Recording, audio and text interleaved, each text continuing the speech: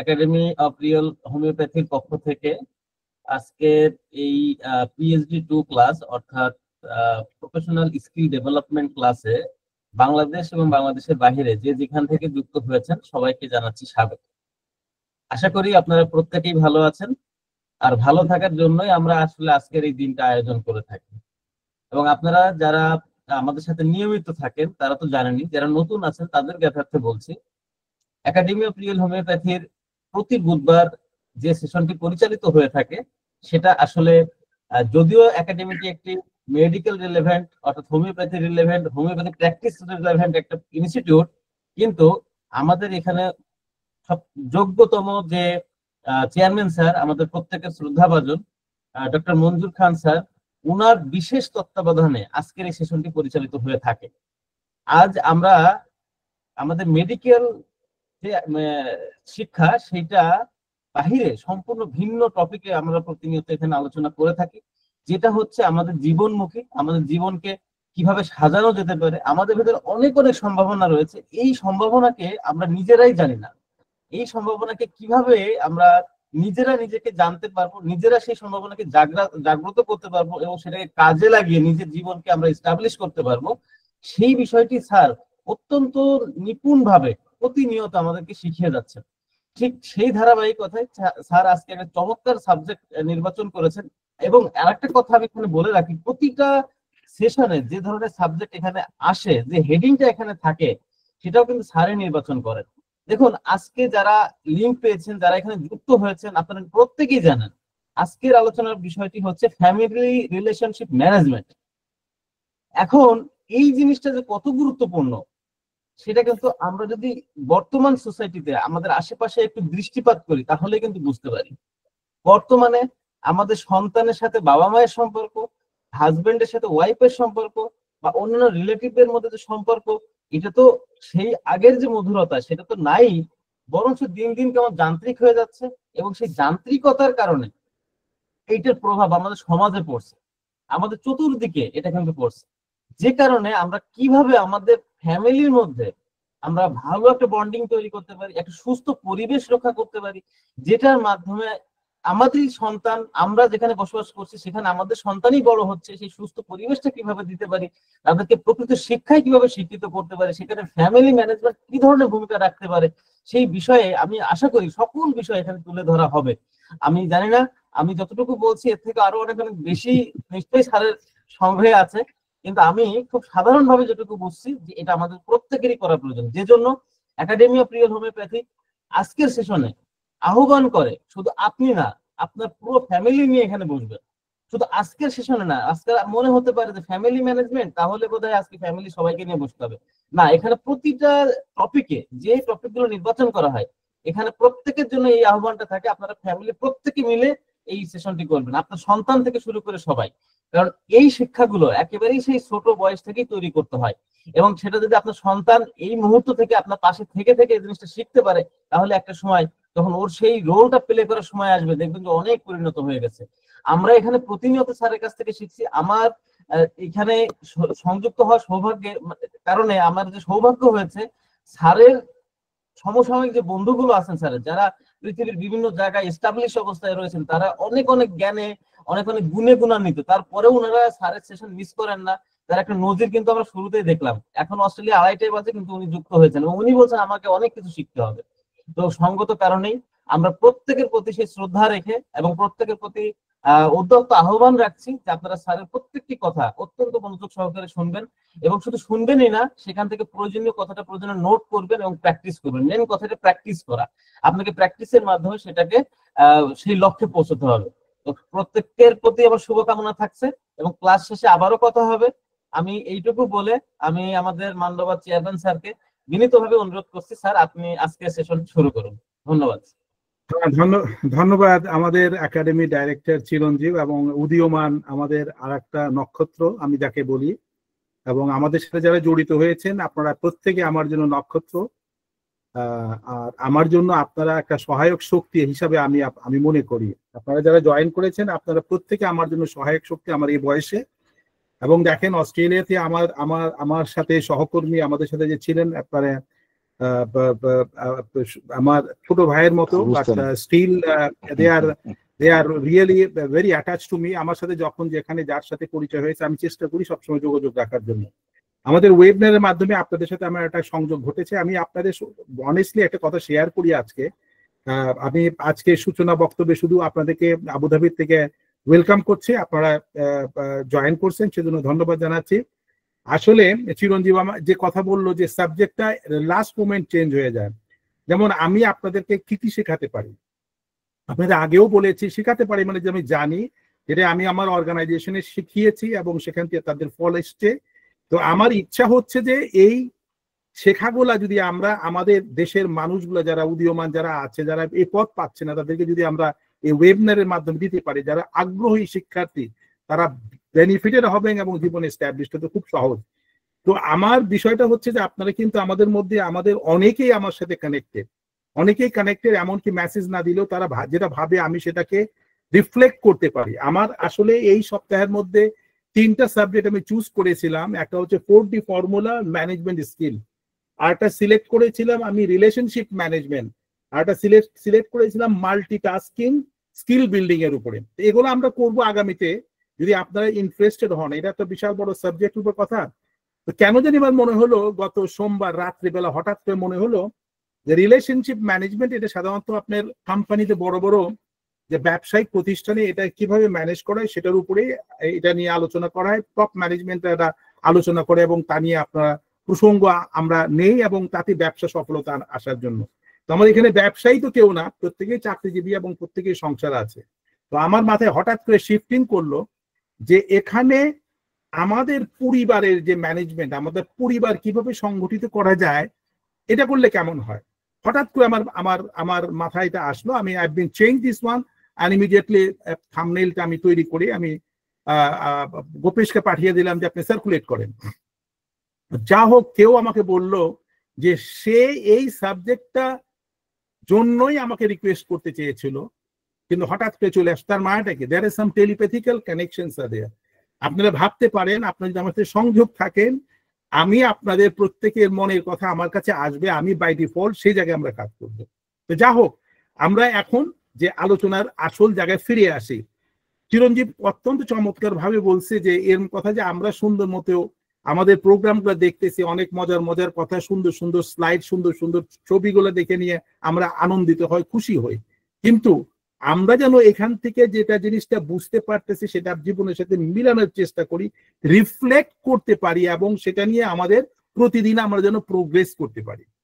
তো আজকে আমি আপনাদের একটা রিকোয়েস্টও করেছিলাম যে আজকে আপনাদের কিছুটা সিক্রেট রেসিপি দিব, যে জিনিসটা হয়তো আপনারা কেউ জানেন না এর আগে। আমি এর মধ্যে রিসেন্টলি আমি সেই টপিকসটার উপরে আমি একটু গভীরভাবে গবেষণা করার পরে পেয়েছি, এবং সেটা আমাদের ফ্রেন্ডস গ্রুপেও আমি গত রোববারে আমি এটা পোস্ট করেছি। 1 মিনিটের একটা আপনার একটা ছোট্ট ক্লিপ ছিল, যেহেতু এটা ইংলিশে এবং এত ফাস্ট ছিল যে আপনাদের অনেকে বোঝার বাইরে হয়তো থাকতে পারে, কিন্তু এত গভীর একটা বিষয় ছিল, সেটাকে আমি একটু গভীরভাবে দেখে নিয়ে পড়ে নিয়ে ইংরেজিটাকে আবার বাংলায় রূপান্তর করে আমি বলার চেষ্টা করতে যে আপনাদের কাছে এটা মেসেজটা পাস করব। ঠিক আছে, এরপরে আমরা আমার 3টা ধাপে আমি আজকের আলোচনাগুলোকে শেষ করব, যেখানে আপনাদের শেখাগুলোকে আরো চমৎকার হয় এবং আপনারা বুঝতে পারেন, জীবনের সাথে মিলাতে পারেন। ঠিক আছে, তো এইটার জন্য আপনাদের মেইনলি যে কথাটা আমাদের কথা হচ্ছে যে আপনারা প্রত্যেকে সবসময় তৈরি থাকবেন খাতা কলম নিয়ে, এবং আপনারা যা নোট করতেছেন সেটা রিফ্লেক্ট করবেন প্রতিদিন, সপ্তাহে প্রতিটা দিনই রিফ্লেক্ট করে দেখেন কি বেনিফিট আপনারা পাচ্ছেন। তা না হলে শুধুমাত্র আপনাদের সময় নষ্ট। আর আমিও চেষ্টা করতেছি, I want to see something is coming out. আমরা at the end of the day আমরা দেখতে চাই আপনাদের মাঝখান থেকে এরকম প্রজ্ঞাবান মানুষ আরো বের হয়ে আসুক, তারা জীবনটাকে আরো সুন্দর মতো দেখতে পারে। এবার আমরা চলে আসি কি একটা ব্যাপার, আমাদের এই আলোচনা যাওয়ার আগে আমি আর একটা জিনিস আপনাদের কাছে বলবো, যে আমাদের জীবনে সফলতার জন্য আপনি যদি সফল হতে চান, তার জন্য 3টা প্রিন্সিপালস আপনাদের লাইফে আসা দরকার। আর এই প্রিন্সিপালস এর মধ্যে সবচেয়ে 1 নাম্বারটা চলে আসতেছে কি জিনিস জানেন? অবজারভেশন। আমি কথা কিন্তু সবসময় বলে থাকি, অবজারভেশন। আপনাদেরকে আমি ভেরি কুইকলি একটা প্রশ্ন করব, আপনারা যারা আমার যে আজকের অনুষ্ঠানের যে থাম্বনেইলটা দেখেছেন, কেউ কি বলতে পারবেন সে থাম্বনেইলের ছবিতে কি ছিল এবং ব্যাকগ্রাউন্ড কালারটা কি ছিল? আনমিউট করে বলেন। চট করে বলেন, অনেস্টলি বলেন। থাম্বনেইলটাতে যে আপনার ছবিটা দেওয়া হয়েছে আজকে ইয়েতে ফ্যামিলি রিলেশনশিপ ম্যানেজমেন্ট, সেখানে যে ছবিটা আছে সেখানে ছবিটার মধ্যে কি ছিল, একজন আনমিউট করে বলেন।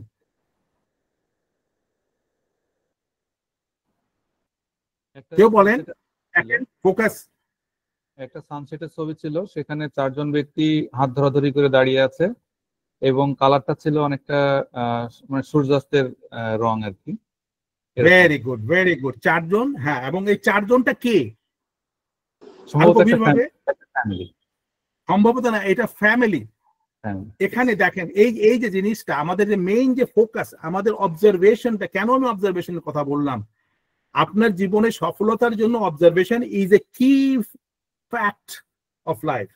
সফল সেদিনই হবেন যেদিন আপনি দেখতে পাবেন, প্রতিটা জায়গায় আপনি দেখতে পান ভালো জিনিসটা আপনার ওখান থেকে বের করে আনতে হবে, মিলানোর চেষ্টা আপনার করতে হবে। আপনি যদি এই জিনিসটা করতে পারেন তাহলেই আপনার এ ধরনের সময় আপনি যেখানে দিচ্ছেন সেখানে আপনার সফলতা আসবে। আপনি খুঁজে বের করতে হবে সব জায়গার মাঝখানে ভালোটা কি, আপনি কোনটা নিতে পারেন। তো এই অবজারভেশনের কথা যে আমরা বলতে যাই, নিউটনের যে যখন অ্যাপেল গাছের থেকে পড়লো, এই অ্যাপেলটা শুধু ওর সময় তো পড়ে নাই, হাজারো বছর ধরে অ্যাপেল পড়তেছে মাটির থেকে, হ্যাঁ পড়তেছে। কিন্তু হঠাৎ করে নিউটন ওটাকে ফোকাস করার পরে বললো এটা কেন এখানে পড়লো, উপরে না গিয়ে নিচে পড়লো কেন? এই যে প্রশ্ন তার মনের মধ্যে আসলো, এই প্রশ্নের থেকে সে গ্র্যাভিটেশন থিওরিটা সে আবিষ্কার করলো।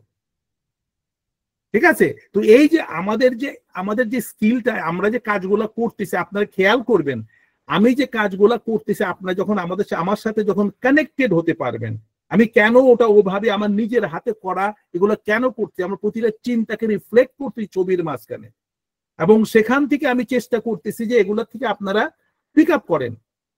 আছে না যে এখান থেকে আপনি সুন্দর জিনিসগুলো রেগুলার, আপনার কাজটা হচ্ছে পিক আপ করা, আপনি সুন্দর জিনিসগুলো পিক আপ করবেন এবং এটা আপনার মধ্যে অ্যাড আপ হবে। তো এই জিনিসটা অবজারভেশনের মাধ্যমে সম্ভব। যেহেতু অবজারভেশনের মাধ্যমে প্রশ্ন আপনি খুঁজে পাবেন, সে প্রশ্ন খুঁজতে গেলে আপনার উত্তর পেলে আপনার কাজ শুরু হয়ে গেল। এরপরে এটাকে বলা হয় পর্যবেক্ষণ, বাংলায় বলা হয় পর্যবেক্ষণ। ঠিক আছে? আর সেকেন্ড যে পয়েন্টটা আমি খুব শর্টকাট বলতেছি, এটা শুধু এটা নিয়ে বলতে গেলে আমি পুরো এপিসোড শেষ হয়ে যাবে, কিন্তু এটা আমি যেহেতু এটা পেয়েছি, আমি চাচ্ছি যে আপনাদের মধ্যে এই স্কিলটা বিল্ড আপ হোক।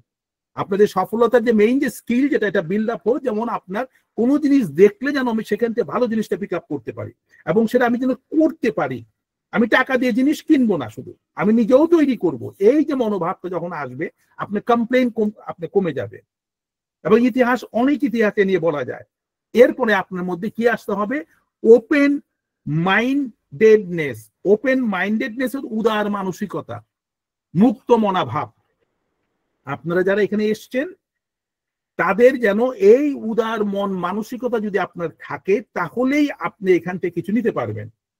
মনটা মুক্ত হতে হবে। আপনি খুঁজবেন ভালো জিনিসটাই, আপনি খুদ খোঁজার চেষ্টা করবেন না, আরে ও তো ওখানে এটা বলছে, ও তো এখানে না, আপনি এখান থেকে কি ভালোটা পেলেন নেন, অ্যাডাপ্ট করেন, আর আপনার কাজ আপনার হয়ে যাচ্ছে। এরপরে আপনি যেটা আসতেছে, স্টার্ট পারসুইং, অর্থাৎ চেষ্টা করে যেতে হবে। আপনার যে কোনো কাজ আপনি করতে চান, চেষ্টা করে যেতে হবে। Start pursuing. ঠিক আছে? আর যখন কিছু করতে যাবেন তার পিছে লেগে যান, অর্থাৎ পিছে লাগলে আপনি ছাড়াছাড়ি নেই, আমি এটা করেই ছাড়বো। যারা আজকে জয়েন করেছেন এবং যারা অনেকেই বলেন যে আপনার সেশনের জন্য আমরা অপেক্ষা করে রান্নাবাড়িও করতেছি, আমরা জয়েন করছি, এই যে আগ্রহটা, এদেরকে কেউ দমিয়ে রাখতে পারবে না এবং জীবনে একটা সঠিক জায়গায় পৌঁছতে পারবে। এদের কাছে কমপ্লেন অত্যন্ত কম, কোনো কমপ্লেন নেই তাদের কাছে, অনলি সলিউশন আছে। ঠিক আছে? তো আমি কেন এই আলোচনাটা এখানে এই পর্যায়ে নিয়ে আসলাম, কারণ আপনাদের মধ্যে যদি এই তিনটা জিনিস আপনি নোট করে নেন, যদি এটা করতে পারেন, আপনার প্রত্যেকটা আজকে এখন যে আলোচনাটা হচ্ছে ফ্যামিলি রিলেশনশিপ ম্যানেজমেন্ট, পারিবারিক জীবন ব্যবস্থাপনা, এটা যদি করতে চাই, আমি পুরো একদিনের ওয়ার্কশপ আমি এটা করতে পারবো। এবং সেখানে আপনি হাতে কলমে সবকিছু গল্পের ছলে বিভিন্ন রকম ম্যাথামেটিক্যাল টার্মসে শেখাতে পারবো। তবে আপনাদের কাছে আমি সাবজেক্টগুলো নতুন ভাবে নিয়ে আসতেছি, এ কারণে আপনাদের চিন্তা করার সুযোগ করে দিচ্ছি। এবং যদি আপনারা এনে ইন্টারেস্টেড হন, আমরা phase by phase, section by section এ নিয়ে আমরা আগামীতে আলোচনা করব। আপনাদের প্রতিটা সমস্যারই সমাধান অবশ্যই সম্ভব আছে। ঠিক আছে? মানুষের জীবনটা বেড অফ রোজেস না, ফুল সজ্জাত না, আপনার সব জায়গার মধ্যে আপনাকে নিজেকে অ্যাডজাস্ট করতে হবে। যা হোক, তাহলে আমরা আমাদের আসল জায়গায় ফিরে আসি। চলুন আমরা আমাদের মেইন প্রেজেন্টেশনে চলে যাই। তাহলে আমাদের আজকের যে স্লাইডটা আপনারা বলেছিলেন যে বাবা মা এবং দুটো মেয়ে দাঁড়িয়ে আছে সমুদ্রের পাড়ে, ঠিক আছে, এটা আপনারা বলেছিলেন। অথবা আপনার অবজারভেশনটা ভালো, আপনাদের খেয়াল করতে খুঁটিয়ে খুঁটিয়ে যে কোনো জিনিস দেখবেন, খুঁটিয়ে খুঁটিয়ে দেখবেন তার মাঝখান থেকে কি ভালো লাগছে। সমুদ্রের পাড়ে সূর্য ডুবার সময় অথবা সূর্য অস্ত যাচ্ছে অথবা সূর্য উঠতেছে, সে সময় একটা পরিবার একটা সমুদ্রের পাড়ে দাঁড়িয়ে আছে, অত্যন্ত চমৎকার ভাবে অনুভবটা তাদের মধ্যে নেওয়ার চেষ্টা করছে। তা আপনারা চেষ্টা করবেন যে আপনারা যে কোনো জিনিস যখনই দেখেন চোখ মুখ খোলা রাখবেন, তাকিয়ে দেখবেন এবং সেটা থেকে শেখার চেষ্টা করবেন। এখন আমি আপনাদের কাছে একটা গল্প দিয়ে শুরু করছি। এই গল্পটা বলার আগে আমি একটু বলে নেই, এটা খুবই একটা কঠিন গল্প। এই গল্পটা এর সম্বন্ধে বলতে গেলে আপনার বলতে হবে আমার জীবনে এক পরিবর্তনের একটা ধারা ঘটে গিয়েছিল 1999 সনে। আমি যখন বাহরাইনে ছিলাম, আমি যখন বাহরাইন ইন্টারকন্টিনেন্টাল হোটেলে চাকরি করি, তখন আমাদের একটা ভালো জিনিস কি, আপনি বড় কোম্পানিতে কাজ করলে তারা আপনাকে তৈরি করে নেবে। ভালো কোম্পানিতে কাজ করলে মানব সম্পদ বৃদ্ধির জন্য তারা বিভিন্ন ট্রেনিং ডেভেলপমেন্ট প্ল্যান তাদের সব সময় থাকে। আমি যদি যেভাবে আপনাদের কাছে জন্য যে এই যে আপনাদের বিভিন্ন ট্রেনিং এর যে ব্যবস্থা করতেছি, আপনারা যারা জয়েন করতেছেন রেগুলার, যত কোয়ালিটি ডিসকাশনে আপনি জয়েন করবেন আপনারা তত পরিবর্তন হওয়া শুরু করবেন এবং আপনাদের আগ্রহ যত বেশি হবে আপনারা তত শিখতে পাবেন। ঘোড়াকে জোর করে নদীর পাড়ে নেওয়া যায়, ঘোড়াকে জোর করে পানি খাওয়ানো যায় না। তো আপনাকে আমরা কথার ছলে বিভিন্ন ভাবে আকর্ষণ করে যদি আনি, সেখানে আপনার কিছু শিখতে পারবেন না যদি না আপনার আগ্রহ না থাকে যে আমি এখানে কিছু নিয়ে যাব। তো এই যে ঘটনা, তো 1999 সনে আমাদের ইন্টারকন্টিনেন্টাল হোটেল টপ ম্যানেজমেন্টের জন্য একটা ইন্টেন্সিভ সেমিনারের অ্যারেঞ্জ করেছিল 3 দিনের, এবং সেটা কন্ডাক্ট করার জন্য মালয়েশিয়া থেকে আসলো প্রফেসর গোপালন। এবং সেখানে আমরা পুরো দিন 3 দিন আমাদের যে সেশনগুলো করা হয়েছিল, আমরা ফুললি ট্রান্সফর্ম হয়ে গিয়েছিলাম। আমি ব্যক্তিগতভাবে ডিফারেন্ট পার্সন হয়ে গিয়েছিলাম। সেখানে প্রফেসর গোপালন এই এই এই এই ভদ্রলোক ওয়েন ওয়াটার ডায়ারের গল্প দিয়ে শুরু করেছিল।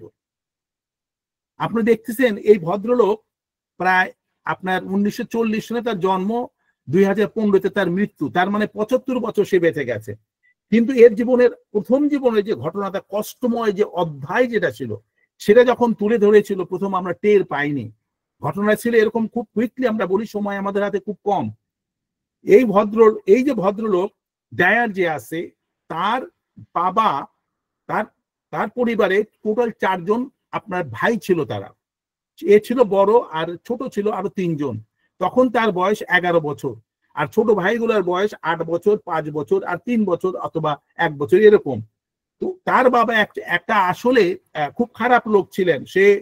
সে অত্যন্ত প্রতি সময় সে মদ খেয়ে এসে তার মাকে মারতো এবং অ্যাবিউজ করতো। এমনি তো কোনো কিছু দিত না। তার মা অনেক কষ্ট করে এই ফ্যামিলিটিকে রান করছিল। এক সময় দেখা গেল তার বাবা তার মাকে মারার পরে সেখান থেকে একদম পালিয়েই গেল, আর ঘরে আর আসার নাম নেই। তখন মা কি করবে? তখন মা গিয়ে একটা মানে রুটির দোকানে চাকরি করা শুরু করলো, যেখানে আপনার যে বিভিন্ন ব্রেড তৈরি হয় সেখানে চাকরি করতো, এবং সেখান থেকে পয়সা নিয়ে এই 4টা ছেলেদেরকে মানে মানুষ করা শুরু করলো। ঠিক 1 বছরের মাথায় সে যখন পারছিল না, তার মায়ের অন্য কোথাও বিয়ে হয়ে গেল, এবং এদের মধ্যে শুধু একটা বাচ্চাকে নিয়ে সে যেতে পেরেছে। 3টা বাচ্চা এই দেয়ার যে সে 3 ভাই বোন, 3 ভাই মিলে তারা একটা জায়গায় একটা বস্তিতে মধ্যে সে আস্তে আস্তে বড় হওয়া শুরু করলো। এখন আপনি ভাবতে পারেন এই ডায়ারের মনের অবস্থা কি ছিল, সে কিভাবে তার বাবাকে ঘৃণা করতো। আমাকে কথাটাকে ভালো করে খেয়াল করবেন। তার বাবাকে ছোটবেলা থেকে ঘৃণা করছে, যেহেতু সে তার মাকে টর্চার করতো, তার মাকে মারতো, অ্যাবিউজিভ ওয়েতে কথাবার্তা বলতো, এবং সংসারকে দেখতো না, তাদেরকে ফেলে চলে গিয়েছে। হেট্রেডটা কোন জায়গায়, কঠিন হেট্রেড নিয়ে সে বড় হওয়া শুরু করলো। এক সময় দেখা গেল সে পড়ালেখা ঠিকই করলো এর মাঝখান দিয়ে, কিন্তু সে খোঁজা শুরু করলো যে আমি আমার বাবাকে একদিন দেখিয়ে দেব যে কিভাবে সে যে আমাদেরকে টর্চার করেছে তার আমি প্রতিশোধ নেব। এবং এক সময় সে লেখাপড়া করতে করতে সে আপনার মিশিগানে তার জন্ম হয়েছিল, এবং সেখান দিয়ে সে মাস্টার ডিগ্রি সাইকোলজিতে মাস্টার ডিগ্রি করলো। এবং করার পরে তার মনের মধ্যে একটা কষ্ট যে আমি আমার বাবাকে খুঁজে বের করব, অনেক চেষ্টা করে তার বাবাকে কোথাও খুঁজে পাওয়া গেল না, বিভিন্ন রকমের মিডিয়ার মাধ্যমে কন্ট্যাক্ট করে কোনোভাবে তার ক্লু পাওয়া যাচ্ছিল না। তো সে যেহেতু সে সাইকোলজিতে মাস্টার্স করা ছিল এবং সে চাকরি করতো, খুব ভালো চাকরি করতো, কিন্তু সেখানে সে সফল হতে পারছিল না, কারণ তার মাথার মধ্যে একটা জিনিসই ঘৃণা বোধটা তার বাবার প্রতি, সে কোনোভাবেই সে প্রোগ্রেস করা তার জন্য কষ্ট হচ্ছিল।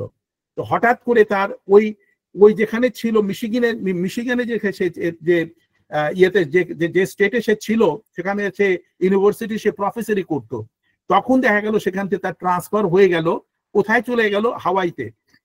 তখন হাওয়াইতে যাওয়ার জন্য যেদিন ফ্লাই করবে তার আগের দিন রাতে তার কাছে টেলিফোন আসলো, তারা যে সার্চ করতেছিল তার ফাদারের নিউজ পাওয়া গেল, অপর প্রান্ত থেকে বললো আপনার বাবা সংবাদ পাওয়া গেছে হাওয়াইতে আছে। তখন সে ফ্লাই করলো, সেদিন রাত্রে ফ্লাই করার পরের দিন সকালে উঠে নিয়ে তারপরে যায় না, যখন কন্ট্যাক্ট করলো পরে তারা বললো যে হ্যাঁ আপনার বাবার সংবাদ পাওয়া গেছে, কিন্তু আপনার বাবা 2 বছর আগে মারা গেছে। এখন তার মধ্যে যে কষ্টটা, তার মধ্যে জিতটা, আমার বাবাকে তো আমি পেলাম না, তো আমি বাবার কবরে যেয়েই আমি বাবাকে শাউট করব, অর্থাৎ আমি আমার যত মনের কষ্ট আমার বাবার কবরের কাছে যায় নিয়ে করবো। তখন সে যায় নিয়ে সেই যেটাকে বলে সেমিট্রি বলে, যে গরুস্থান বলে, সেইখানে সে যাওয়ার পরে সে মেইন এন্ট্রিতে যায়, যখন জিজ্ঞেস করলো, কিন্তু যাওয়ার সময় সেদিনের আকাশের অবস্থা খুবই খারাপ ছিল, তুমুল হারে বৃষ্টির মতো দেখা যাচ্ছিল, হাওয়া। এই ঠান্ডার মধ্যে সে ধীরে ধীরে এগিয়ে গেল। সন্ধ্যা যখন প্রায় গড়িয়ে আসবে, ঠিক সেই সময় তার বাবার কবরস্থানে অর্থাৎ গোরের কাছে সে যখন দাঁড়ালো, এখন সে বলবে কিছু তার বাবাকে, যে তুমি এভাবে আমাদেরকে এত কষ্ট দিয়েছো, বা এই যে বলার জন্য সেই যেন প্রস্তুত হচ্ছে, তখন সে বলতেছে যে আমি হঠাৎ করে আমি শুনতে পেলাম আমার বাবা বলতেছে, বাবা ডিয়ার আমাকে মাফ করে দাও, বাবা ডিয়ার আমাকে মাফ করে দাও, তোমাদের উপরে আমি অনেক টর্চার করেছি, আমি তোমাদের উপরে জুলুম করেছি, আমাকে জন্য মাফ করে দাও। এটা বলার পরে বলতেছে যে আমার মনে হলো মাথার থেকে একটা কোন বিদ্যুৎ চমকে গেল, ধীরে ধীরে ধীরে শরীর দিয়ে পাও দিয়ে মাটি দিয়ে মিলে গেল, আমার মাথার থেকে বোঝা নেমে গেল, আমার চোখ দিয়ে 2 ফোঁটা পানি পড়লো। আমি পরে বললাম যে বাবা আমি তোমাকে মাফ করে দিলাম। মাফ করে দিলে একটা দীর্ঘশ্বাস সে ফেলে নিয়ে একটা প্রশান্তিধর মন নিয়ে সে ফিরে গেল, এবং সে ফিরে গিয়ে সে পরবর্তী পর্যায়ে সে যে ইউনিভার্সিটি জয়েন করেছিল এবং সেখানে অত্যন্ত সফল প্রফেসর হিসাবে সে নাম করলো, এবং পরবর্তী পর্যায়ে he is become the best motivator in the world. তাকে বলা হয় the father of the motivation. আর যে মোটিভেশনের জন্য তার প্রত্যেকটা এই বইটাই আমার সে প্রফেসর গোপালান পড়ে নিয়ে সেও মোটিভেটেড হয়, হি বিকাম অলসো বিগ মোটিভেটর। ভাগ্যক্রমে এই বইটা আমার কাছে আছে, এই বইটা আমার কাছে আছে, এই বইটা আমাকে সে প্রফেসর দিয়েছিল, আমি বইটা পড়েছি। এর বইয়ের ইতিহাস অনেক, এটা বলতে গেলে অনেক সময় লাগবে। তো এখন আপনারা শুধু জানেন যে মানুষ যদি কাউকে ঘৃণা করে, এই ঘৃণা যখন তার ভিতরে থাকবে এবং সে ঘৃণার জন্য সে ড্রেন হয়ে যাবে, সে প্রোগ্রেস করতে পারবে না, তার অসুস্থতা তো থাকবেই, তার ভিতরে বিভিন্ন ধরনের সমস্যা আসতে পারে। আমাদের এই জিনিসটাকে মাথায় রেখে, এবং এই জিনিসটা আমাদের রিয়েল হোমিওপ্যাথির মধ্যে এই সাবজেক্টটার উপরে আমাদের মেইনলি ফোকাস করা হয়, যে কি যে আমাদের মন এবং মানসিকতা, ওই মানুষটার যে মনের ভিতরের অংশটা কেমন আছে সেটার উপরে কাজ আমরা করি, এবং তাকে যখন আপনি ক্লিন আপ করে দেওয়া যায়, পরিষ্কার করে দেওয়া যায়, মানুষটা সুস্থ হয়ে যায়। আর এই বিষয়টা আসলে বিশাল বিষয়। আমি 3 দিনের যে সেমিনার অ্যাটেন্ড করেছিলাম, সাবজেক্টটা ছিল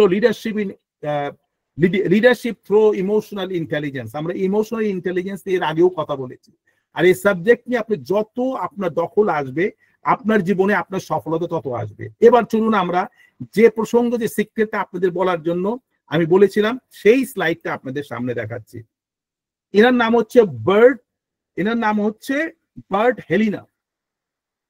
বার্ট হেলিনার ইজ একজন প্রফেসর, একজন কনসালটেন্ট। সে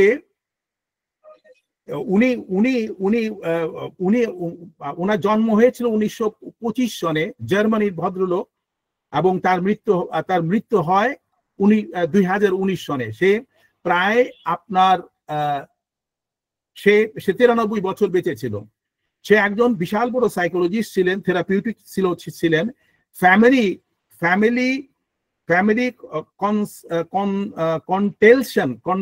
কন্টেলশনস থেরাপি উনি আবিষ্কার করেছিলেন, থেরাপিউটিক সিস্টেম। এবং এই থেরাপিউটিক সিস্টেমটা যে উনি আবিষ্কার করেছিলেন, ফ্যামিলি ডাইনামিক্স এর উপরে এটা আপনার করেছিলেন, এটার জন্য উনি উনি আমরা যেরকম আমাদের রিয়েল হোমিওপ্যাথিকে আমরা ব্যাকগ্রাউন্ড, আমরা হিস্ট্রি দেখার চেষ্টা করি, বাবার কি ছিল, মায়ের কি ছিল, কি কি অসুবিধা ছিল, এর ক্যারেক্টার কি ছিল, এগুলো যেভাবে আমরা দেখি, উনিও এই জিনিসটাকে এস্টাবলিশ করেছিলেন 1978 সনে। এটা ডিসকভার করেছিলেন যে এইটা হচ্ছে ভালোবাসার, সে একটা ফেমাস বই সে লিখেছে, অর্ডার্স অফ লাভ। এবং এই যে উনি যেটা আবিষ্কার করলেন, সেখানেই উনি বলতেছেন উনি খুঁজে পেয়েছেন একটা ডাইনামিক্স খুঁজে পেয়েছেন, যেখানে আমাদের জীবনের যে বিভিন্ন রকমের গোপন প্যাটার্ন অফ লিভিং, ফ্যামিলির সাথে রিলেশনশিপের মধ্যে যে আপনার উঠবস, এলোমেলো যে সম্পর্ক, এটা যে আমাদের কত ক্ষতি করে, সেটা কিন্তু তার বইতে উল্লেখ করেছেন। এবং সে যখন কাউন্সিলিং করে তখন সেটার উপর কাজ করে তাকে এর থেকে বের করে নিয়ে আসে। যে জিনিসটা আমরা আপনাদেরকে এর আগে দেখালাম যে ওয়েন ওয়েটার ডায়ারের লাইফে যে ঘটনা ঘটে গিয়েছিল, এরকম আমাদের প্রত্যেকের জীবনেই কিছু না কিছু ঘটনা ঘটে। তো সেই প্রসঙ্গে, এনার প্রসঙ্গ নিয়েই একজন ডক্টর 1 মিনিটের যে ভিডিও, যে ক্লিপ দিয়েছিল, আমি বলেছি আমাদের ফ্রেন্ডস গ্রুপে, আমি রোববারে আমি ওটা পোস্ট করেছিলাম। সেখানে ওই ডক্টর বলতেছে, যখন তার কাছে কোনো রুগী আসে, তখন উনি প্রথমে বলে যে তুমি অর্ধেক তোমার মাতার, তুমি অর্ধেক তোমার বাবার।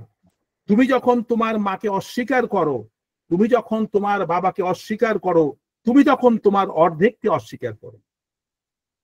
খুব ঠান্ডা মাথায় চিন্তা করো, ঠিক আছে? আপনার খুব ঠান্ডা মাথায় চিন্তা করে আপনি দেখেন, কেউ বোধহয় আনমিউট করে আছে, আপনি মিউট করে দেন, ডিস্টারবেন্স হচ্ছে। তো আপনারা খেয়াল করে দেখেন, যখন আপনি আপনার বাবাকে অস্বীকার করতেছেন, মাকে অস্বীকার করতেছেন, আপনি আপনার থেকে 50% ডিসকানেক্ট আপনি হয়ে গেলেন, ঠিক আছে? প্রথমত উনি বলতেছেন, প্রথমত আমার রুগীদের প্রশ্ন করি, সে যখন রুগীদের প্রশ্ন করে তার অসুস্থতার লক্ষণগুলো কি, ইতিহাস কি, এবং অন্যান্য অসুবিধাগুলো কি জিজ্ঞেস করে। ঠিক তারপরে জিজ্ঞেস করি তোমার বাবা মার সাথে সম্পর্ক কেমন। দেখেন, এটা কিন্তু একটা ডিফারেন্ট মাত্রা দিবে, কিন্তু আমাদের ডক্টর যারা আছেন আপনাদের নতুন দরজা খুলে দিচ্ছে। আমরা একটু গভীর জায়গায় প্রবেশ করছি। আপনারা যত খালি ওষুধের প্রেসক্রিপশন আর ডোজ দিবেন কি রুগী ভালো করবেন, এর থেকেও বাইরে আমরা অনেক গভীরে চলে যাচ্ছি। যদি আপনি প্রবেশ করতে পারেন, আপনি এখান থেকে অনেক কিছু আপনার খুঁজে পাবেন। জিজ্ঞেস করা হয় যে ঠিক তারপর পরে জিজ্ঞেস করি তোমার বাবা মার সাথে সম্পর্ক কেমন, এবং তখন যদি সে বলে আমি আমার বাবাকে ঘৃণা করি এবং আমার মাকে ঘৃণা করি, আজ 20 বছর তার সাথে আমার কোনো কথা বলা বন্ধ। এবার ডাক্তার বলছে তুমি কেন পালিয়ে বেড়াচ্ছ, তা তোমার মধ্যে অসঙ্গতি তৈরি করছে এপিজেনেটিক শক্তির প্রবাহে তোমার পরিবারের মাঝে। তোমার পরিবারের সাথে তোমার এপিজেনেটিক যে ফ্লো যেটা আছে তার সাথে তুমি ডিসকানেক্ট করে দিচ্ছ।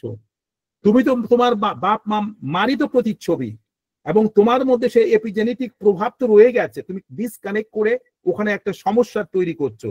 আর তোমাকে সমস্যার ফাঁদে ফেলে দিবে জীবনের পরবর্তী অধ্যায়গুলোতে।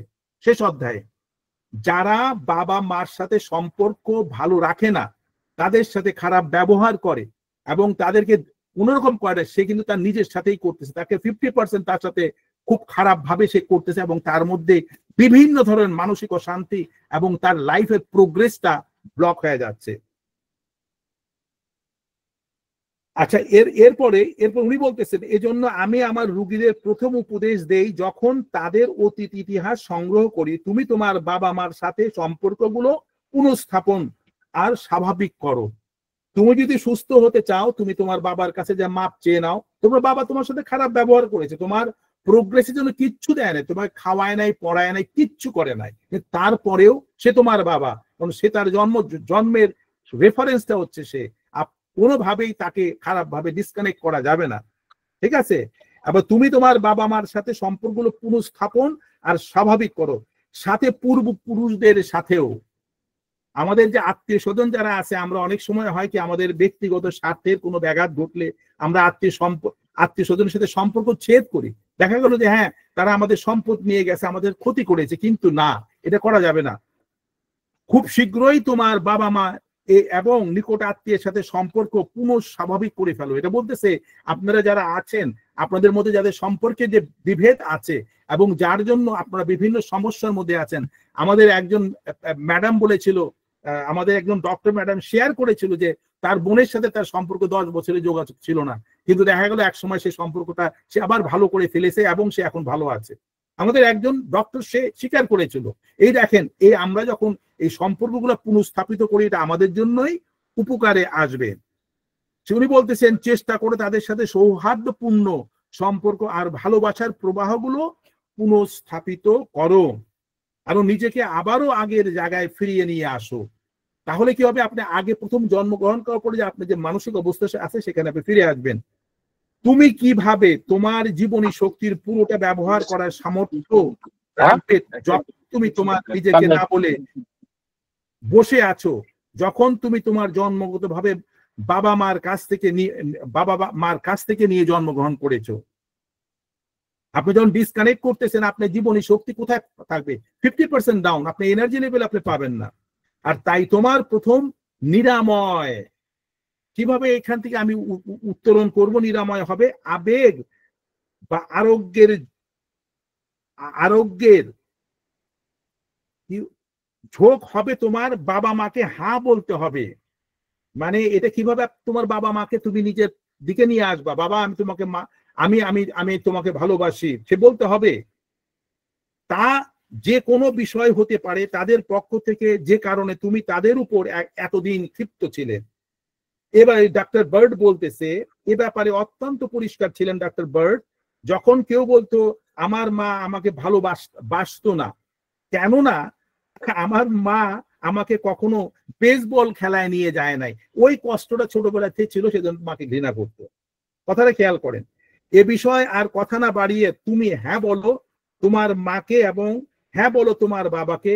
তারা তোমাকে যাই করেছে, তুমি যদি তাদের সাথে সংযোগ ঘটাতে না পারো, তাহলে তোমার জীবনী শক্তিতে পুরোপুরি প্রবেশ করতে পারবে না। আমাদের জীবনী শক্তি বলে না, আমাদের ভাইটাল ফোর্স উইক হয়ে যাচ্ছে, আমরা অসুস্থ হয়ে যাচ্ছে। কেন যাচ্ছি? সিক্রেটটা বুঝতে পারলেন কেন যাচ্ছি? কারণ আমাদের ব্যাক অফ দ্য মাইন্ডের মধ্যে অনেক হেট্রেড রয়েছে, অনেক ঘৃণাবোধ রয়েছে, অনেক জিদ রয়েছে যে আমাকে দেখেছে আমি দেখে দিব। অর্থাৎ আপনি আপনার ভাইটাল ফোর্সকে আপনার ডাউনগ্রেড করতেছেন। ভাইটাল ফোর্স যখন ডাউনগ্রেড হচ্ছে, যে কোনো ছোট্ট একটা বিষয় নিয়ে আপনি অসুস্থ হয়ে পড়ছেন। আমি আপনাদের কাছে এই চ্যাপ্টারটা শুধুমাত্র দিলাম খুব কুইকলি, যে আপনারা এ নিয়ে ভাববেন এবং এই ভাবাটা আপনাদের জন্য নতুন দরজা খুলে দেবে। আর তাই তোমার স্বপ্নের জীবন তুমি অবশ্যই গড়ে তুলতে পারবে না। আর যদি এইভাবে যদি আপনি অন্যায় আপনার সাথে করেন, আপনার বাবা মার সাথে ডিসকানেক্ট হন, তাহলে আপনি কিন্তু আপনার স্বপ্ন আপনি পৌঁছতে পারবেন না। বলেন না, বাবা মাকে যদি তুমি যদি বাবা মাকে যদি খুশি করতে না পারো, তোমার জীবনে সফলতা আসবে না। অনেকেই সবসময় বলে যে যারা বাবা মার খেদমত করছে, বাবা মাকে টেক কেয়ার, জীবনে সফলতা তার সবচেয়ে বেশি। আর তাই পথ খুঁজে বের করতে হবে কিভাবে সব ভুলে গিয়ে তাদেরকে আপন করে বলো, হ্যাঁ বাবা মা আমি তোমাদের ভালোবাসি, তাদের কাছ থেকে তুমি জীবন পেয়েছো, বাবা মার কাছ থেকে জীবন পেয়েছো, এটার জন্য তোমার কৃতজ্ঞতা থাকা দরকার। এরপর বাকিটা, এরপরে তুমি যা পাবা সেটা তোমার জন্য বোনাস। তো উনি যে এই যে হিলিং সিস্টেমটা যে তৈরি করেছেন, এটা নিয়ে আমি লিখেছি। এখন সময় আমাদের কম, আমরা এটা অত বেশি বলবো না। কিভাবে থেরাপির মাধ্যমে মানুষের এই ধরনের ট্রমা আর এই ধরনের অসুস্থতা বের করে আনা যায়, সে তার জন্য উনি 1978-এ এটা ডিসকভার করার পরে তো উনি এটার উপরে আপনার ফুল সাবজেক্টটাই সে আপনার থেরাপিউটিক সিস্টেমটা এস্টাবলিশ করেছেন। আমেরিকান এই যে এটা আছে আপনারা দেখে নেবেন, এটাকে বলে পারিবারিক নক্ষত্র থেরাপি বা নক্ষত্র থেরাপি। এটা নিয়ে আপনি পড়ে নেবেন, আপনি পিডিএফ দিয়ে দেবো, তখন আপনারা বুঝতে পারবেন কিভাবে এটা করা যায়। এবার আমরা চলে আসি যে কেন পরিবারটা কি, আমরা কেন পরিবার সম্বন্ধে আমরা এত সিরিয়াস, ম্যানেজমেন্টটা কি আপনাদের বুঝতে হবে। এবার আমি কিছু জিনিস আপনাদের শেয়ার করব, এরপরে আমরা বলবো যে কি কি প্র্যাকটিস আমরা করলে পরিবারটার মধ্যে একটা সৌহার্দ্য ভাব হবে এবং আমরা ভালো থাকতে পারবো। এখানে বলতেছে আমার সবচেয়ে বড় আনন্দ হলো আমার পরিবারের সাথে সময় কাটানো। আমরা এখন তো প্রত্যেকে যার যার নিজের লাইফটা লিড করে, নিজের ফ্রেন্ড, আমার ফ্রেন্ড। আমার পরিবারে বাবা মা ভাই বোন আত্মীয় স্বজনের সাথে থাকার এর মধ্যে যে একটা আনন্দ, এই আনন্দ আর এখন আর কাউন্ট নাই। শুধু ফ্রেন্ড অথবা আপনার গ্যাজেট আছে, মোবাইল আছে, ল্যাপটপ আছে, ওখানে বসে আছে। এইটাই হচ্ছে আমাদের এখন বর্তমানে লাইফের সবচেয়ে বড় ডিফিকাল্টিজ। উইনস্টন চার্চিলকে বলছেন, এতে কোনো সন্দেহ নেই যে পরিবার এবং বাড়ির চারপাশে সব মহৎ গুণাবলী সৃষ্টি শক্তিশালী রক্ষণাবেক্ষণ করা হয়। কারণ আপনি আপনার পরিবার এবং পরিবারের আশেপাশে যারা আছে এর মাঝখান থেকে কিন্তু আপনার লাইফটাকে আপনি গ্রো করাচ্ছেন, এবং এটাই কিন্তু আপনার শক্তির আধার, এবং এরাই কিন্তু আপনাকে রক্ষণাবেক্ষণ করে। প্রিন্সেস ডায়ানা, আপনারা চেনেন সবাই তাকে, দুনিয়ার সবচেয়ে গুরুত্বপূর্ণ ব্যাপার হচ্ছে পরিবার। দেখেন যে কত তার ফোকাস ছিল যে পরিবারের উপরে অন্য কিছু হয় না।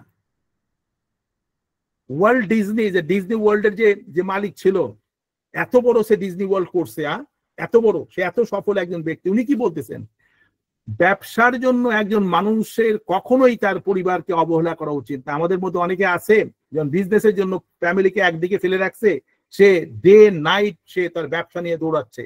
এটা কিন্তু ভালো একটা অভ্যাস না। আপনি আপনার প্রয়োজনের পরিমাণ মতো আপনি আর্ন করেন, এবং আর্ন করে সেই আর্ন থেকে আপনার পরিবারের সাথে আপনার লাইফটা লিড করেন, আপনি সুস্থ থাকবেন, আপনার জেনারেশন আপনার সাথে গ্রো করে উঠবে, জেনারেশন আপনার ভালো হবে। আপনি আপনার ওয়াইফের দিকে কোনো খেয়াল করলেন না, আপনার বাচ্চা দিকে কোনো খেয়াল করলেন না, মেয়েটা এসে বারবার বলছে বাবা বাবা বলতেছে, আপনি বাবার সে মেয়েদের তাকিয়ে দেখতেছে না, সে মেয়ে কি আপনার সাথে পরে কথা বলবে? একটা যখন বড় হবে, আপনার হয়তো গাড়ি বাড়ি থাকতে পারে, বলবে ড্রাইভারকে বলবে ড্রপ করবে, আপনার কাছে কোনোদিন আসবে না। অর্থাৎ আপনি আপনার সন্তানের সাথে ডিটাচমেন্ট করার জন্য আপনি দায়ী, কারণ আপনি পয়সার পিছনে ধাওয়া করছেন, আপনার প্রতিপত্তির পিছনে ধাওয়া করতেছেন। আপনি যদি যে আপনার জেনারেশন যেটা, একে যদি আপনি প্রপারলি কোচ না করেন, যত ভালো স্কুল কলেজ ইউনিভার্সিটিতে দেন না কেন, তারা কিন্তু আপনার দিকে ফিরে আসবে না। আজকাল যে আপনার এই যে আমরা দেখতেছি যে আপনার যে হোমস যেগুলা, যে বাবা মাকে যে শেষ বয়সে আপনার যে বৃদ্ধাশ্রমে যে পাঠানো হচ্ছে, কেন হচ্ছে? এখানে বাবা মারও দোষ আছে, তারা সন্তানকে শিখায় নাই যে কিভাবে শেয়ার করতে হয়, এবং সন্তান তখন সে দেখা যায় যে বাপ মাকেও ছেড়ে নিয়ে সে তাকে ছড়ায় দিয়ে দেয়। তো আমাদের চেষ্টা করতে হবে যে আমাদের সোর্স অফ হ্যাপিনেস এটা হচ্ছে আমার পরিবার, আর এই পরিবারের যে ডিসিপ্লিন যেটা কিভাবে সেটা করতে হবে, এবং এটা করার জন্য সবচেয়ে বড় যে রোল রাখে সে হচ্ছে মা। মা কিন্তু, কারণ মায়ের কাছে সন্তানরাই কিন্তু সবচেয়ে বেশি অ্যাটাচ থাকে। যত দুষ্টুমি করে আসা হোক না, মা কিন্তু তাকে কভার করে ফেলে, বাবা তাকে শাসন করে। তো তেমনি ভাবে আমাদের খেয়াল করতে হবে যে এই পরিবার কি করার জন্য একজন স্বামী হিসেবে তার কি দায়িত্ব সে পুরোপুরি পালন করবে, স্ত্রী তার দায়িত্ব পালন করবে, এবং ফোকাস থাকবে তার পরিবার।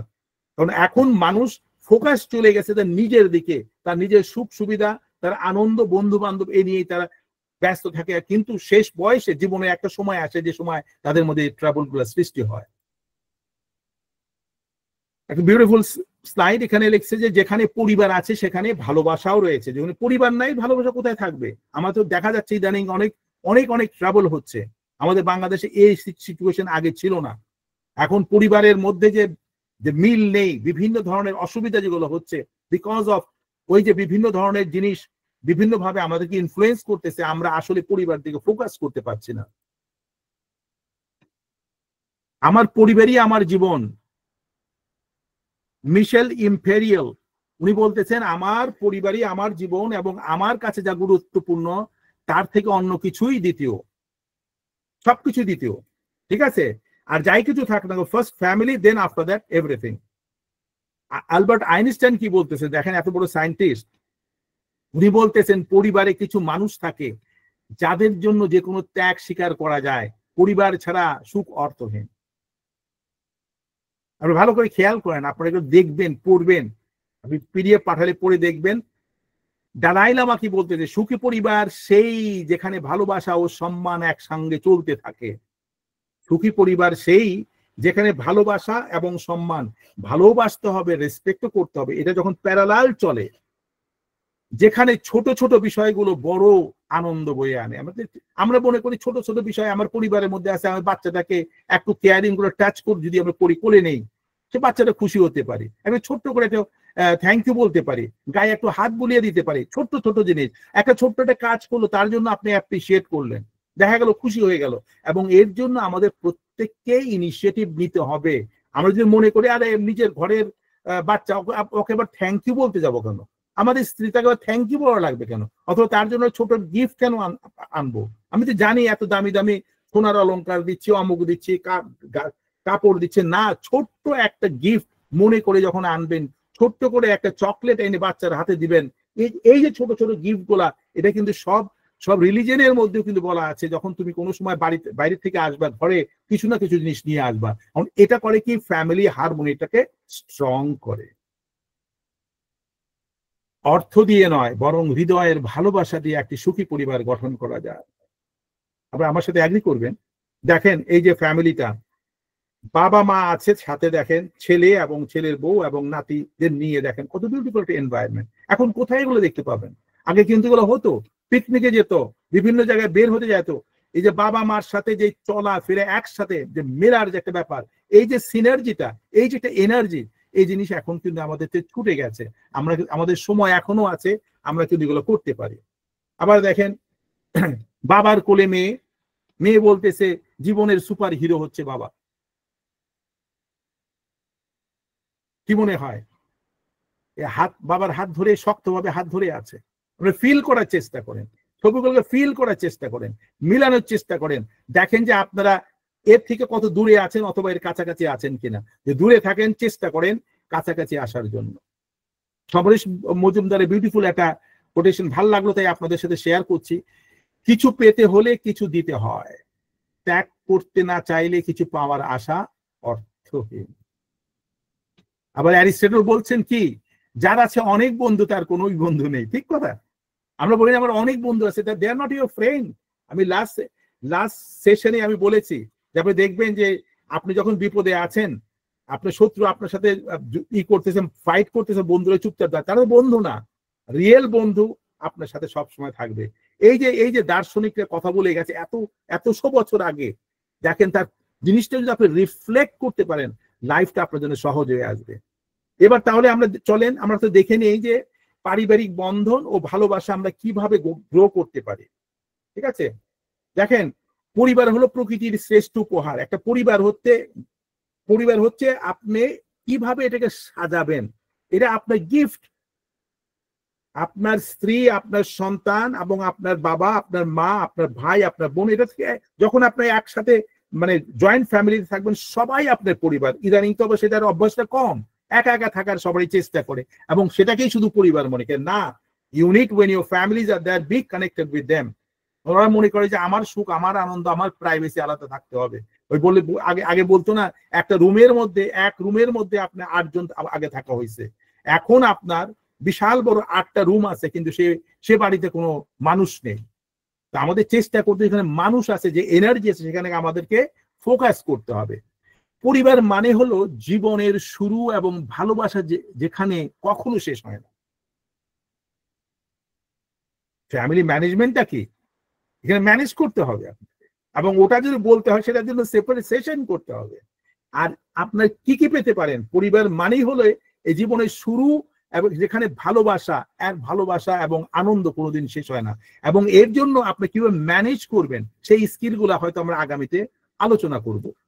যেখানে ভালোবাসা আছে, যেখানে পরিবার আছে, সেখানে ভালোবাসা আছে। রক্তের সম্পর্কই শেষ কথা নয়, হ্যাঁ, ভালোবাসাই একটি পরিবার তৈরি করে। পরিবারের বন্ধন রক্তের গভীর। পরিবার হলো এমন একটি স্থান যেখানে হাসি খুশি দুঃখের মুহূর্তগুলো ভাগ করা হয়, তাই না? আপনার পরিবারের মধ্যে কেউ হঠাৎ করে আপনি এক্সস্ট হয়ে গেছেন, আপনার পরিবারের সবাই আপনার পাশে এসে বসবে আর বলবে তুমি চিন্তা করে সব ব্যবস্থা ঠিক হয়ে যাবে। হঠাৎ দেখা গেলো আমি কোনো বিপদে পড়ে গেছি, সবাই ঝাঁপায় পড়লো। রাত্রেবেলায় কেউ অসুস্থ হয়েছে, পরিবারের সবাই মিলে তাকে নিয়ে চলে গেল হাসপাতালে, তার কেউ মাথায় হাত বুলাচ্ছে, কেউ মাথায় পানি দিচ্ছে। এই যে সিনার্জি যে জিনিসটা হয়, এই শুধুমাত্র পরিবার থেকেই, সুখী পরিবার থেকে হওয়া সম্ভব। একটি সুখী পরিবার মানে একটি শক্তিশালী ভিত্তি। আর এই পরিবারকে যে আপনি সঠিক করতে চান, সেখানে শ্রদ্ধা থাকতে হবে, সহযোগিতা থাকতে হবে। পরিবারের সদস্যদের একে অপরের প্রতি শ্রদ্ধা ও সহযোগিতা থাকা উচিত। প্রত্যেক পরিবারের নিজস্ব নিয়ম ও মূল্যবোধ থাকে যা তাদের একত্রিত করে।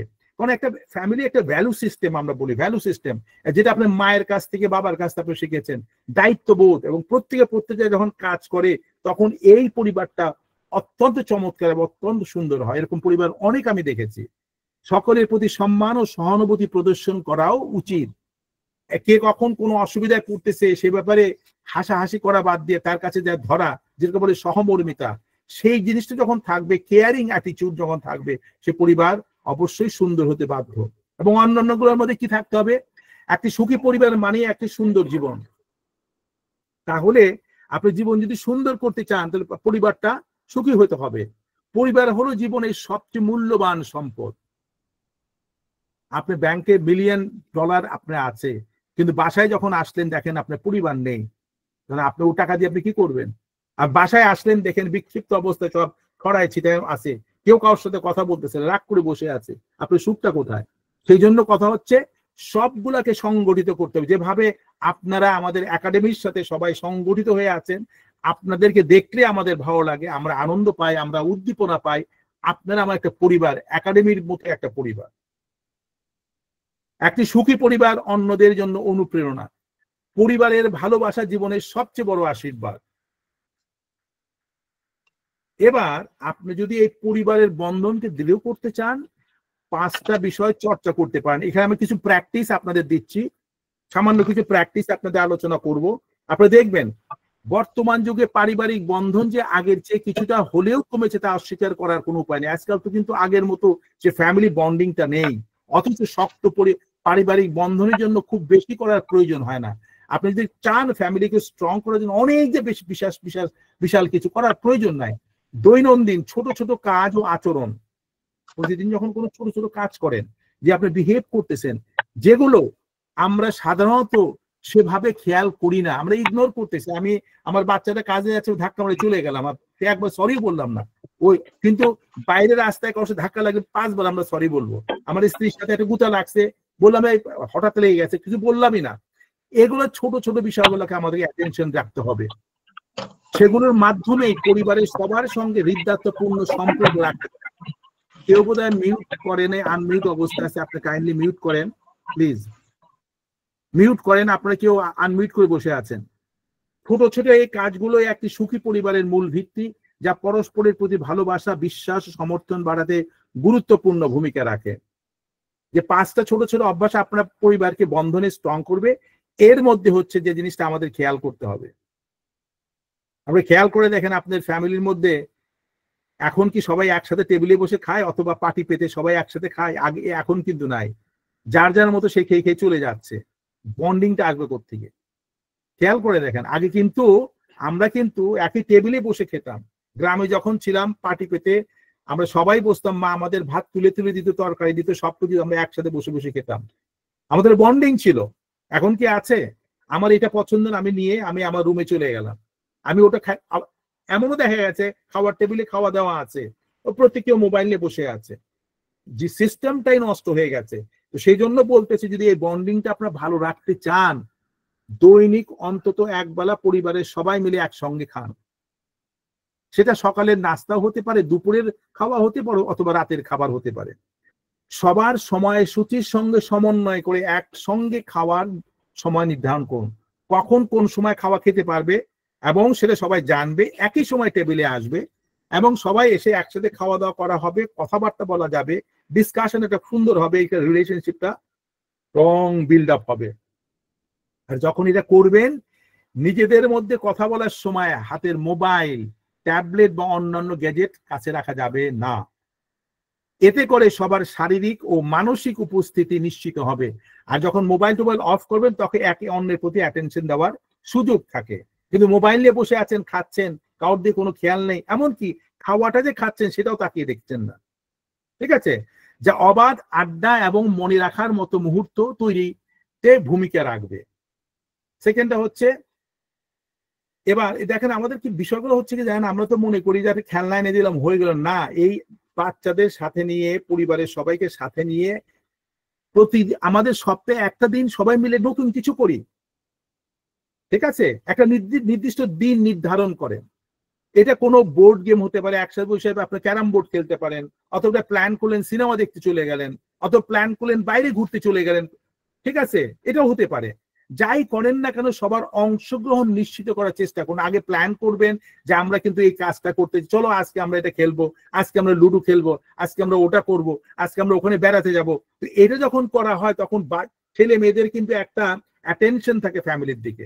আর আমরা যদি মনে করলাম বাচ্চার হাতে মোবাইল ধরাই দিলাম, মেয়ের হাতে ট্যাবলেট ধরাই দিলাম, ও কাঁদতেছে, আমি করলাম, আমি যা টেলিভিশনের সামনে বসে পড়লাম, আর আপনার স্ত্রী যায় নিয়ে সে সিরিয়াল দেখা শুরু করলো, where is the connection? All this been disconnected. এটার জন্যই এখানে বলা হচ্ছে যে প্রতিদিন সপ্তাহে একটা এমন কিছু করেন যে সবাই মিলে একসাথে এই কাজগুলা করতে পারেন। আরেকটা জিনিস কি, যে প্রশংসা রীতি, থ্যাংক ইউ বলার রীতিটা এটা চালু করতে হবে। আমরা তো আসলে যে ওই ঘুমিয়ে গেল চলে আসলাম, কিন্তু বাচ্চার মাথায় একটু হাত বুলিয়ে নিয়ে থ্যাংক ইউ বললাম, অথবা কেমন হয়েছে, অথবা পুরো দিনের মধ্যে যে আপনার আপনি আপনি সে কি কাজ করলো প্রশংসা করার জন্য তার এটা রিকগনিশন বলে, যেটা আমরা সাধারণত ম্যানেজমেন্ট টিমের মধ্যেও আমরা কোনো স্টাফ যদি ভালো কাজ করে আমরা সবসময় অ্যাপ্রিসিয়েশন করি, তাদেরকে থ্যাংক ইউ বলি, তাদের গিফট দেওয়া হয়। কিন্তু ফ্যামিলির মধ্যে এই জিনিসটা কিন্তু খুব একটা নাই। এটা বলতেছে যে পরিবারের সবাই যাতে একে অপরের ভালো কাজ বা গুণের প্রশংসা করে সেই রীতি চালু করুন। রাতে ঘুমানোর আগে খাবার টেবিলে অন্যদের প্রশংসা করতে পারেন। খাবার টেবিলে নিয়ে আলোচনার মধ্যে বলে, আজকে তুমি তো চমৎকার একটা সুন্দর একটা কাজ করেছো, আমি দেখলাম যে বাগানের যে ইটা পড়ে গেছিল তুমি সেট করেছো, অথবা আমি বললাম যে কেউ আসছিল তুমি তাকে একটু হেল্প করেছো, তখন তার মধ্যে ইন্সপিরেশনটা বাড়বে, এটা কানেক্টিভিটিতে বাড়বে। শুধু ধন্যবাদ দিয়ে দায়িত্ব শেষ না করে তার ভালো দিকটি সম্পর্কে বিস্তারিত বলার চেষ্টা করুন। মানসিক সমর্থন বা সহায়তামূলক কাজের জন্য আমরা যদি পরিবারের সদস্যদের নিয়মিত প্রশংসা করি তাহলে পরিবারের সম্পর্কে গতিশীলতা বাড়বে এবং একে অপরের কৃতিত্বকে স্বীকৃতির গুরুত্ব অনুধাবন করা যাবে। আবার সবার জন্য টাইম বের করতে হবে, নিজেদের জন্য একান্ত সময় বের করেন। আমাদের ম্যাক্সিমাম সময় এখন দেখা যায় যে প্রত্যেককে নিয়ে ব্যস্ত। এই যে বন্ডিংটা, এই যে এনার্জিটা নাই। দেখেন এই ছবিটার মধ্যে দেখেন বাবা মা ছেলে মেয়েরা আছে, সবাই মিলে দেখতেছে এবং প্রত্যেকের হাসি চেহারাটা দেখলে বুঝতে পারতেছেন যে কত ভাইব্রেন্ট ফ্যামিলি। বলতেছে ব্যক্তিগত সময় এবং পারিবারিক সময়ের মধ্যে একটা স্পষ্ট পার্থক্য স্থাপন করুন। পরিবারের প্রতিটি সদস্যকে ব্যক্তিগত কাজের জন্য নির্দিষ্ট সময় নির্ধারণ করতে উৎসাহিত করুন। কিন্তু কোনো জায়গায় কোনো কিছু করতে হয় একটা টাইম সেটিং করুন, টাইম ম্যানেজমেন্ট শেখান, কিভাবে কখন কে কি কাজ করতে হবে, কখন আমরা একসাথে বসে নিয়ে আমরা টাইম পাস করবো, সেটা আপনাদেরই করতে হবে। ঠিক আছে, এইটা হচ্ছে এইভাবে আর গুরুত্ব যতই দিবেন আপনার পরিবার তত সুন্দর হবে, একে অন্যকে বিশ্বাসও করার সৃষ্টি করবে এবং প্রত্যেকের দায়িত্ব নিয়ে কাজটা করতে পারবে। একটা জিনিস কি জানেন, একটা জিনিস আপনাদের মধ্যে বুঝতে হবে, পরিবর্তনকে গ্রহণ করা। অর্থাৎ ফ্যামিলির মধ্যে সবসময় অবস্থায় সবসময় ভালো থাকে না। দেখা গেলো যে ফ্যামিলির যে আর্নিং মেম্বার তার হঠাৎ করে কামাই বন্ধ হয়ে গেল, কিছু সমস্যা তৈরি হয়ে গেল, তখন সেই মানুষটার উপর চাপ সৃষ্টি না করে সবাই যদি সেটাকে পার্টিসিপেশনের মাধ্যমে চেষ্টা করে যে এই জিনিসটা এরকম থাকবে না, এটা পরিবর্তন হবে। যেভাবে দেখতেন একদিকে গাছ, সবুজ গাছ, আর একদিকে আপনার কাঠ ফাটা মাঠ, এটাতে প্রকৃতির নিয়ম। এরকম সংসারের মধ্যে বিভিন্ন সমস্যা আসতে পারে। পরিবারে কোনো সমস্যা তৈরি হইলে বা পরিবর্তন এলে সেটি থেকে না পালিয়ে পরিবারের সবাই মিলে একসঙ্গে সেই সমস্যার মোকাবিলা করার নীতি চালু করুন। ওই যে বললাম না, বুঝতে হবে সবাইকে, একে অন্যকে বুঝতে হবে। প্রতি সপ্তাহে সমস্যা সমাধানের জন্য একটা নির্দিষ্ট সময় বরাদ্দ করুন। যখন ফ্যামিলিগত ভাবে কোনো প্রবলেম হবে আপনারা বসেন, সপ্তাহে একটা নির্দিষ্ট সময় বলেন যে আমাদের এই প্রবলেম হচ্ছে, তোমাদের কি মতামত। ছোট যে আছে তারও মতামত নেন, নেওয়ার পরে সবাই যখন অ্যাগ্রি করবে, প্রত্যেককে যখন আপনি গুরুত্ব দিবেন, প্রত্যেকে কিন্তু কিছু কন্ট্রিবিউট করবে। এবং এইভাবে খোলামেলা আলোচনা করতে সবাইকে উৎসাহিত করুন, তারপর সমাধান খুঁজে বের করার জন্য একসঙ্গে কাজ করুন। এই অভ্যাসটি পরিবারের সদস্যদের মধ্যে অধ্যবসায় এবং দলগত টিমওয়ার্ক, যেটাকে বলা হয়, কাজের মানসিকতা গড়ে তুলবে। একই সঙ্গে পারিবারিক সম্পর্ক আরো গভীর করতে সাহায্য করবে। এই ছিল আজকে আমাদের পরিবার নিয়ে আলোচনা। আশা করি আপনারা এ থেকে কিছু শিখেছেন। আমাদের যে সিক্রেট যে রেসিপি ছিল সেটা নিশ্চয়ই আপনাদের ভালো লেগেছে। আর এরপরে আপনার কোনো প্রশ্ন থাকলে প্রশ্ন করুন, আমি উত্তর দেওয়ার চেষ্টা করবো। ধন্যবাদ সবাইকে।